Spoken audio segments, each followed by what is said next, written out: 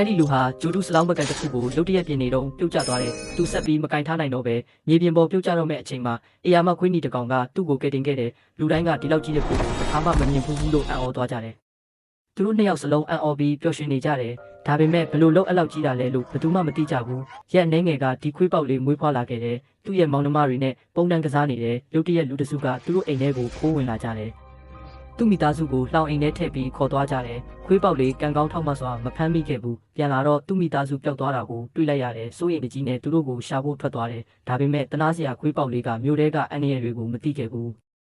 လမ်းမပေါ်ကိုပြေးဝင်ပြီးကားတွေနဲ့တိုက်မိလူနီးပါဖြစ်သွားတယ်ကံကောင်းထောက်မှစွာပဲနောက်ဆုံးမှာတရိတ်ဆိုင်ငယ်လေးတွေအများကြီးရှိတဲ့ပန်းခြံတစ်ခုကိုရောက်သွားတယ်အစားအစာအတွက်ခိုတွေနဲ့ရှင်ပြိုင်လူနေရတယ်အဲ့ဒီအချိန်မှာပဲ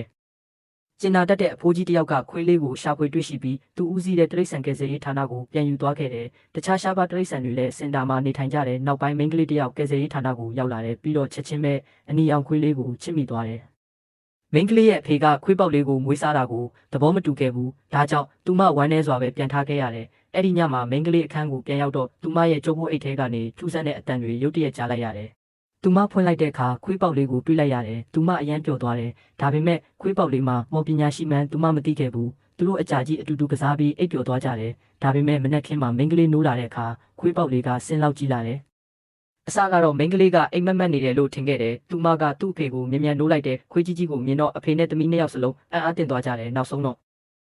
မင်းကလေးရဲ့မိသားစုကခွေးကိုလက်ခံပြီးပန်းချံကိုခေါ်သွားပြီးကစားကြတယ်။ဒါပေမဲ့ခွေးကအရန်ကြီးနေတယ်။လူအုပ်ကြီးဝိုင်းနေပြီးလူတွေကသူ့ရဲ့ဓာတ်ပုံတွေကိုအွန်လိုင်းမှာတင်ကြတယ်။ဒါကဇီဝနည်းပညာကုမ္ပဏီတစ်ခုရဲ့အာရုံစိုက်မှုကိုမြန်မြန်ဆွဲဆောင်ခဲ့တယ်။ဒီလိုထူးခြားတဲ့တရဝါတွေကိုသူတည်တနာပြုတဲ့ကုမ္ပဏီကဒါပေမဲ့သူတို့ရဲ့ရည်ရွယ်ချက်ကခွေးကိုကယ်တင်ဖို့မဟုတ်ပဲအမျက်ဆိုးအတွက်အသုံးချဖို့ပါသူတို့ကခွေးကိုမင်းကလေးစီကနေခေါ်သွားဖို့ကြိုးစားလာကြတယ်